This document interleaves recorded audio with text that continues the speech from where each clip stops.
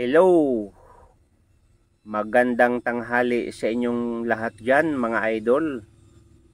Mga idol, kung kayo ay baguhan pa lang po sa aking YouTube channel, kayo po ay aking anyayahan. Mag-subscribe po, paki-like at pakipindot ang bell button para lagi tayong updated mga idol sa ating mga gagawing video tungkol sa mga lumang barya.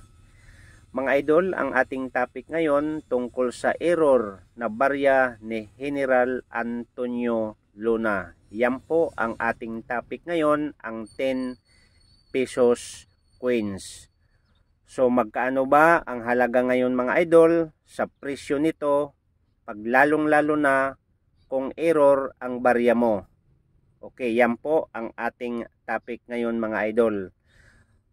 So bago tayo magsimula mga idol, at nais kong pasalamatan ang lahat na mga taga-subaybay po sa aking YouTube channel, Bagong Pilipinas, Old Queen TV. Thank you so much sa walang sawang panood ninyo sa aking YouTube at sa lahat po ng mga Queens Collector. Mayroon na ba kayong ganitong uri ng error kay General Antonio Luna 10 pesos? Mga idol, mayroon ako. Itong barya mga idol ay hindi po ito sadyang sinira at ito po talaga ang kanyang paglabas sa machine, no? Dahil po kung makikita nyo mga idol, nawawala po yung isang mata at ilong at baba, no? Sa baryang ito ni Antonio Luna, no?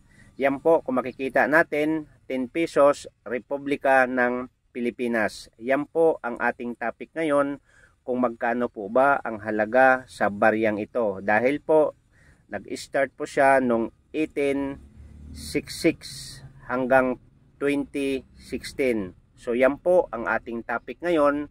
At alamin natin mga idol kung ano ba ang totoong pangalan ni Antonio Luna bago siya nagiging general. Okay mga idol, yan po ang ating topic. Ang pangalan po na totoo ni Antonio Luna ay Antonio Narciso Luna de San Pedro. Sa Spanish, Antonio Luna, kung makikita natin mga idol, ay October 29, 1866, no? So, June 5, 1899 was a Filipino pharmacist. So grabe ito si Antonio Luna mga idol, yung history po niya ay isang pharmacist, ano? And Army General who fought in the Philippines-American War before his assassination on June 5, 1899 at the age of 32. So grabe mga idol, no? Bata pa siya mga idol na talagang pinakita niya nung kanyang katapangan. Kaya nga po makikita natin sa kanyang barya, tapang, dignidad, no? So makita po natin yan mga idol sa kanyang history, ano? So Antonio Luna, Bayane Universe, no? Makikita po natin. Full name Antonio Luna de San Pedro Novicio, no? Ansita, birth 29 October 1866, Binondo, Manila. So mga idol, ito si Antonio Luna ay pinanganak po sa Binondo, Manila. Status, namatay po siya noong June 5, 1899. So age of 32, talagang binuhis po ang kanyang buhay dahil po sa kanyang kabayanihan. No, ganun po siya katapang mga idol. Kaya nga kung kayo po ay makapanood sa bidyong ito, i-like natin at i-subscribe, suportahan natin mga idol ang isang bayani nating general na nandito po sa 10 pesos coins, no, na ngayon po ay isang error.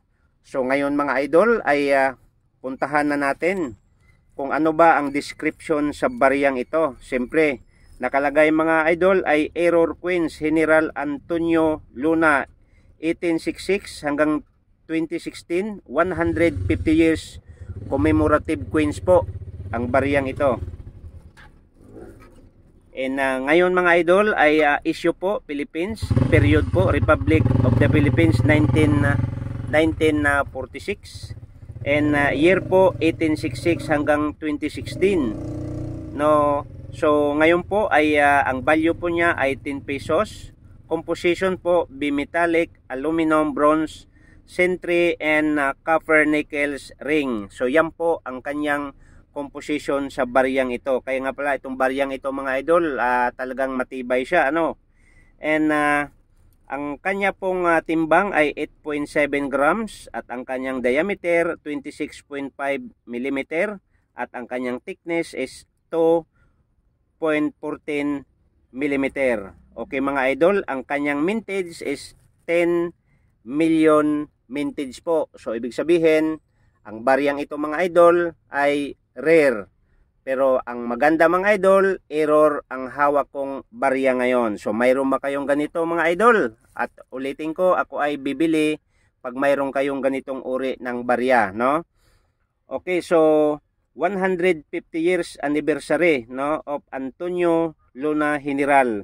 Tingnan nyo mga idol kung gaano siya ka dangal, tapang, dignidad, bayani ng digmaan laban sa Estados Unidos noong 1899. So grabe siya mga idol makipaglaban, ano. So talagang nakipaglaban siya sa United States, no. So grabe tong tao na to, napakatapang niya, no. Translation, honor,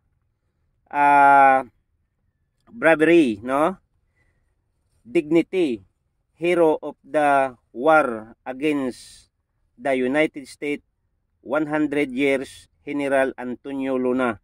So the Independence Central Bank of the Philippines, 10 peso coin. So yan po mga idol ang history po sa baryang ito. So grabe mga idol, ano.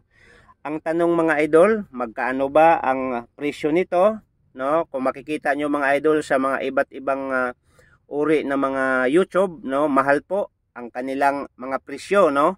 Pero sa atin mga idol, tayo ay nagbabase lang po sa mga online o sa mga auction, sa mga barya, no. Lalong-lalo na po sa mga auction para hindi tayo malilito.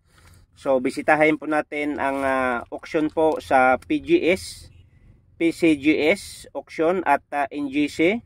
Doon po sa mga bintahan po sa mga barya nila. At sa eBay, tingnan po ninyo kung magkano po ang kanilang bintahan. At saka sa Lazada mga idol, pag mga error ang mga barya ni General Antonio Luna po, ay ito po ay nagbibinta sila ng 115,000 pesos po.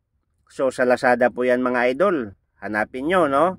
So itong akin mga idol, itong baryang ito, kung mayroong mga gustong bumili, pag-uusapan lang natin mga idol. So mag-PM lang po kayo sa aking YouTube channel, no. Kasi po itong barya na to ay hindi ko po ito basta-basta ibibinta kung ako ay babaratin lang, dahil sobrang error sa baryang ito. Okay mga idol, sa eBay, ang bilihan nito ay 198 pesos to 830 sa hindi po error. Sa maganda po ang kondisyon, no. Sa NGC po, sa kanilang sale sa mga itong uri ng barya ay nasa $8.70.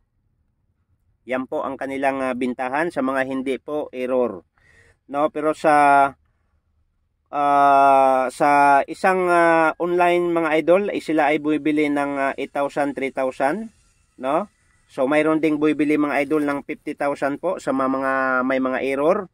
Pero tandaan nyo mga idol, ang baryang ito sa mga iba't ibang uri ng mga YouTube, sa mga error o sa hindi error, ang price po nila 40k, 4,000k, 10k, 25k ang price nila. Pero itong barya ko mga idol, pag mayroon kayong ganitong uri ng barya, itago ilang mga idol at ihanap nyo ng magandang buyer. At huwag tayong basta-basta ibibinta ang baryang ganito, lalong-lalo na ang barya na to ay commemorative coins mga idol. So mahal po ito dahil error ang baryang ito.